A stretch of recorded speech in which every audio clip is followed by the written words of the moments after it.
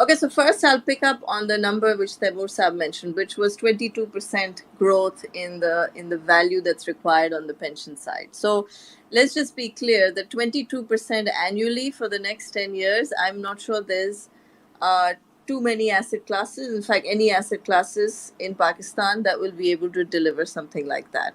So then we have to go back and we have to see, well, what can be done. Now, I have two questions for both the gentlemen speakers. Is one, look, if there has been such an exponential increase in the pension contribution, what are we doing, one, in terms of the annual salary increase of government employees? I understand that there are many repercussions on that, but I think given that kind of growth rate which you're seeing is clearly going to be unsustainable from a funding perspective.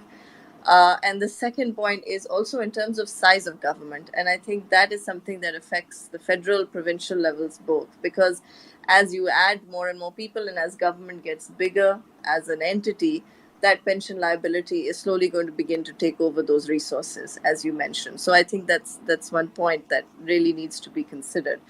I think the second point is, well, I would say by and large, both the Sindh Pension Fund, the Punjab Pension Fund, and any other, I would say, probably even private sector pension fund that you will pick up right now is probably 70 to 80% invested in government securities, which are just going to give you a sort of inflation adjusted kind of return and nowhere near, and probably just preserve the value of the money in there, but with nowhere near in terms of real return. So the question to ask really then is, what are the investable assets that pension funds should be looking at? And that's where I think you can draw examples from the rest of the world, which have certainly not got it down perfect, but are probably better diversified in terms of their investing avenues. Now, pension schemes are long term schemes. It is 30 years or 25 years before an employee, from the point they start to the point they are eligible for a pension.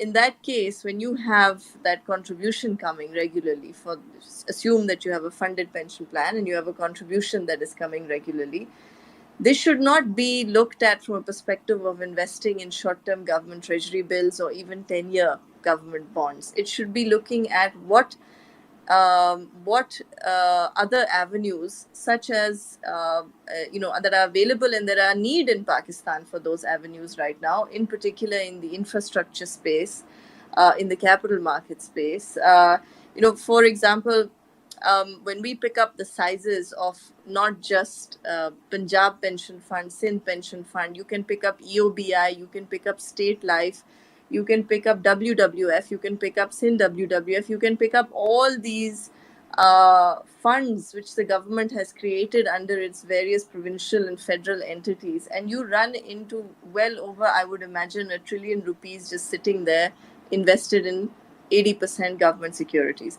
And they're all long term funds. So, why can we not redirect these funds towards projects which are commercially viable, which the government or the private sector wishes to take on, whether they are in real estate, whether they are in housing, whether they are in other needed infrastructure? Channel them there. It may not get you to 20% annually, but it certainly will get you well beyond the government treasury mark.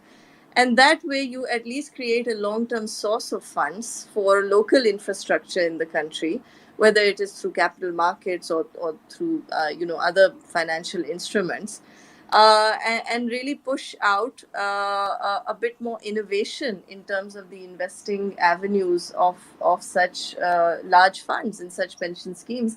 And thereby, you will not, I think, completely close the gap, but you will certainly get a lot closer than what we are sitting on right now, and allow some degree of control as to the exponential increase on the pension side.